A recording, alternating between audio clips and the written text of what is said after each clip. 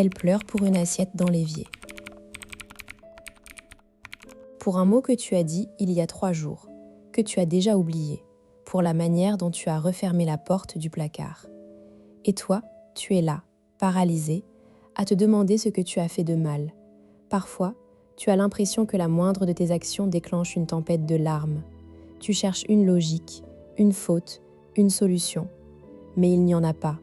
Du moins, pas dans le cadre que tu utilises pour analyser la situation, parce que ces larmes ne parlent pas de l'assiette, ni du mot, ni de la porte. Elles parlent de quelque chose de bien plus profond, de bien plus ancien et de bien plus précieux. Voilà ce que tu vas découvrir dans les prochaines minutes. Tu vas comprendre le mécanisme psychologique caché derrière ces larmes qui te semblent injustifiées. Tu vas apprendre à les décoder, à les accueillir sans paniquer et même à les utiliser pour renforcer votre connexion. Tu vas arrêter de les prendre comme une attaque ou un reproche. Parce que quand une femme t'aime vraiment, ces larmes ne sont pas un signe de faiblesse ou de manipulation. Elles sont le signal que tu es entré dans la partie la plus intime de son être. Et si tu sais les lire, elles peuvent devenir le ciment le plus solide de votre couple. La croyance la plus répandue, celle qu'on entend partout, c'est que les larmes sont une arme. Un outil de manipulation féminin pour obtenir ce qu'on veut. Elle pleure parce qu'elle veut te faire culpabiliser. Elle pleure pour que tu cèdes. Elle pleure parce qu'elle est trop émotive, trop instable. On t'a peut-être même dit qu'il fallait ne pas céder aux larmes, rester ferme. Ce paradigme est toxique, il transforme une expression authentique de vulnérabilité en un jeu de pouvoir. Et surtout, il te fait passer à côté de l'essentiel, parce que la femme qui pleure pour une broutille, la femme qui t'aime, ne cherche pas à te manipuler. Elle cherche à être vue. Elle cherche à être comprise. Elle cherche à être rassurée sur le fait que ton amour est assez solide pour contenir ses émotions, même les plus débordantes. Le paradigme de la manipulation te met en position de défense. Tu te fermes, tu t'éloignes. Alors que la clé, c'est l'inverse. S'ouvrir, s'approcher. Ce que tu ne vois pas, ce qui se cache sous la surface, c'est ce que la recherche en psychologie de l'attachement appelle la vulnérabilité libérée. C'est le titre d'une étude célèbre d'Arthur Aron et ses collègues qui ont démontré que la vulnérabilité partagée est le plus puissant accélérateur d'intimité. Plus précisément, pleurer devant son partenaire, c'est activer ce qu'on appelle le système d'attachement. C'est un signal biologique ancestral qui dit « Je me sens en sécurité avec toi au point de baisser toutes mes défenses ». Quand une femme pleure pour rien, ce n'est jamais pour rien en réalité. Le déclencheur visible est insignifiant. Mais ce qui l'active en elle, c'est une peur ancienne, une blessure non cicatrisée, un besoin non exprimé. Peut-être que l'assiette dans l'évier lui rappelle une enfance où elle devait tout ranger pour ne pas se faire gronder. Peut-être que le mot que tu as dit résonne avec une phrase de son ex qui l'a humiliée. Peut-être que la porte du placard claqué lui évoque un parent colérique. Les larmes sont la soupape de sécurité de tout ce poids émotionnel accumulé. Et si elle les libère devant toi, c'est parce que, inconsciemment, elle te fait confiance pour ne pas la briser. Prenons un cas concret. Sophie, 34 ans, infirmière en pédiatrie à Lyon. Elle vit avec Marc, 37 ans, ingénieur en génie civil. Ils sont en couple depuis 4 ans, sans enfant. Sophie est une femme calme, posée, habituée à gérer des situations d'urgence. Un soir, Marc rentre du travail, fatigué. Il pose son sac, enlève ses chaussures et va se servir un verre d'eau. Sophie est dans la cuisine. Elle a préparé un dîner simple, une salade composée, du poulet rôti. Elle lui sourit. « Ça va ?» demande-t-elle. « Oui, fatiguée. La journée a été longue », répond Marc en ouvrant le frigo. Il attrape la carafe d'eau, mais en la reposant, il fait tomber une cuillère qui traînait sur le plan de travail.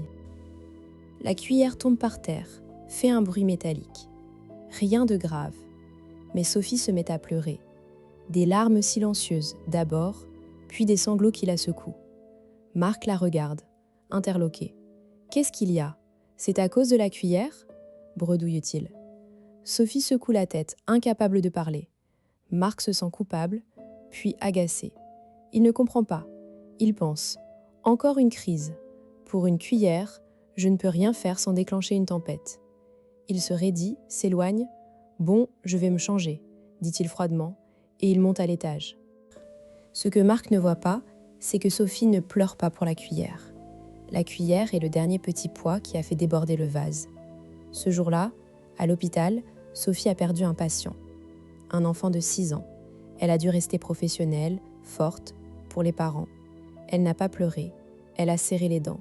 En rentrant, elle a voulu cuisiner pour Marc pour retrouver un semblant de normalité.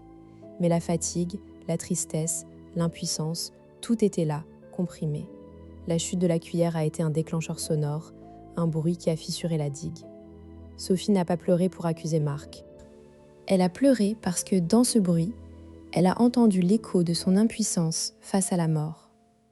Et surtout, elle a pleuré parce que Marc était là, parce qu'elle se sentait en sécurité avec lui, parce qu'elle pouvait enfin, après des heures, laisser sortir ce qu'elle avait retenu. Les larmes de Sophie sont un cadeau empoisonné. Elles disent à Marc « j'ai confiance en toi », mais en apparence, elles ressemblent à une accusation. C'est pour ça que tu dois apprendre à les décoder. Comment faire, concrètement, quand cela t'arrive ?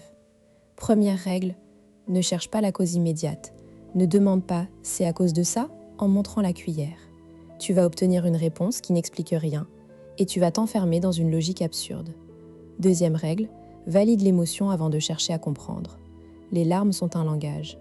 Elles te disent « je suis submergée, j'ai besoin de toi pour m'ancrer ». Ta réponse doit être « je suis là, tu es en sécurité, je ne pars pas ». Pas besoin de phrases longues. Un geste, une présence. Troisième règle, quand les larmes se calment, pose une question ouverte, sans jugement. Qu'est-ce qui se passe pour toi en ce moment ? Pas pourquoi pleures-tu, mais qu'est-ce qui se passe ? La différence est subtile mais cruciale. La première question cherche une cause rationnelle qui n'existe pas, la seconde ouvre un espace pour l'émotion. Pourquoi cette compréhension change-t-elle tout ? Parce qu'elle transforme ta perception des larmes. Au lieu de les voir comme un échec de ta part, un problème à résoudre, une attaque à contrer, tu les vois comme une preuve de la profondeur de votre lien. La femme qui pleure devant toi ne te fait pas un procès. Elle te montre son jardin secret avec ses fleurs et ses ronces. Elle te dit « Voilà ce que je suis, avec mes blessures et mes fragilités. Est-ce que tu restes ?» Ta réponse, si tu restes, si tu accueilles, si tu ne fuis pas, crée un attachement plus fort que 1000 déclarations d'amour. Les études sur l'attachement montrent que les couples qui survivent aux tempêtes émotionnelles sont ceux où le partenaire reste présent, physiquement et émotionnellement, sans se sentir menacé. Tu deviens son port d'attache. Et un port, ça n'a pas peur des vagues. Voici la première technique concrète, le protocole du phare. Quand elle pleure, au lieu de t'approcher pour éteindre les larmes, reste immobile et disponible. Assieds-toi près d'elle, pas trop près pour ne pas l'étouffer, mais pas trop loin pour qu'elle se sente seule. Regarde-la dans les yeux, doucement. Dis « Je suis là, avec toi. Prends ton temps. Ne touche pas immédiatement. » Certaines femmes ont besoin d'être touchées, d'autres non. Observe sa réaction. Si elle tend la main, prends-la. Si elle se recroqueville, recule un peu. Le phare ne cherche pas à calmer la mer, il signale sa présence. Les mots exacts. Je ne sais pas ce qui se passe, mais je suis là. Tu n'as pas à te justifier.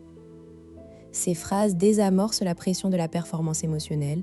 Tu lui dis que son émotion n'a pas besoin d'être expliquée pour être légitime. C'est puissant. Deuxième technique, la validation émotionnelle explicite. Après les larmes, quand elle commence à parler, reformule ce qu'elle dit en mettant l'accent sur l'émotion. Si elle dit « je suis fatiguée, j'ai perdu un patient aujourd'hui », ne réponds pas par « oh, ce n'est pas ta faute » ou « tu verras, demain ça ira mieux ».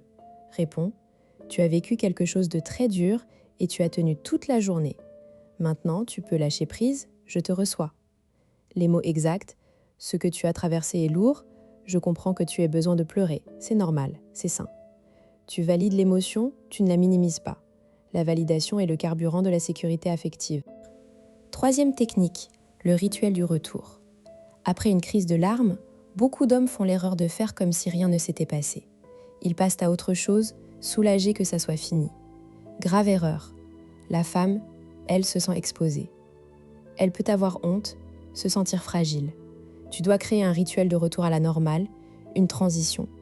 Par exemple, après qu'elle se soit calmée, prends un verre d'eau pour elle ou propose une promenade de 5 minutes. Dis « allons marcher un peu, j'ai besoin d'air ou j'ai besoin de digérer. Le nous est important. Tu ne la laisses pas seule dans sa vulnérabilité. Ou alors, tu peux proposer une activité simple, comme regarder une série drôle ou cuisiner ensemble quelque chose. Le but est de recréer une connexion légère, de montrer que les larmes n'ont pas brisé le lien. Les mots exacts, je suis content que tu aies pu pleurer avec moi. Ça me touche que tu me fasses confiance. Maintenant, on se fait un thé ? Cette phrase, dite avec sincérité, transforme une crise en moment d'intimité. Tu vas peut-être te dire, mais si elle pleure tout le temps, ça devient invivable. C'est une objection légitime. Si les larmes sont quotidiennes et qu'aucun déclencheur extérieur ne semble exister, il peut y avoir un problème sous-jacent, dépression, anxiété généralisée, trouble de l'attachement. Dans ce cas, ta présence ne suffit pas, il faut l'encourager à consulter un professionnel. Mais une femme qui pleure de temps en temps pour des broutilles, ce n'est pas un dysfonctionnement, c'est une démonstration de confiance. Autre objection, je n'ai pas la force de gérer ces émotions en plus des miennes. Tu n'as pas à les gérer, tu n'as pas à les réparer, tu as juste à les accueillir. C'est très différent. La gestion, c'est pour toi. L'accueil, c'est pour elle. Tu n'es pas son psy, tu es son partenaire. Et être un partenaire, c'est parfois être un réceptacle silencieux. Une troisième objection, et si elle utilise les larmes pour me manipuler ? C'est possible, mais c'est rare dans une relation saine. Le test est simple. Est-ce qu'elle pleure uniquement quand tu ne fais pas ce qu'elle veut, ou est-ce qu'elle pleure aussi pour d'autres choses ? Si c'est uniquement pour obtenir quelque chose, c'est de la manipulation. Mais si elle pleure aussi pour un enfant malade à l'hôpital, pour un film triste, pour un souvenir, alors ce n'est pas de la manipulation, c'est une personne émotive qui t'aime assez pour te montrer ses faiblesses. Alors voilà. La prochaine fois qu'elle pleure pour une assiette dans l'évier, ne cherche pas l'assiette. Cherche la femme qui se tient derrière, avec tout son poids d'amour et de douleur. Reste là, deviens le phare, valide. Crée un rituel. Et tu verras que ces larmes que tu redoutais deviendront le signe le plus fort de la confiance qu'elle t'accorde. Parce que dans l'amour, les larmes ne sont pas une fin, mais un pont. Un pont que tu traverses avec elle, si tu oses. Et si tu veux continuer à décoder les mystères de l'amour avec la science, abonne-toi, active la cloche et je te retrouve dans la prochaine vidéo.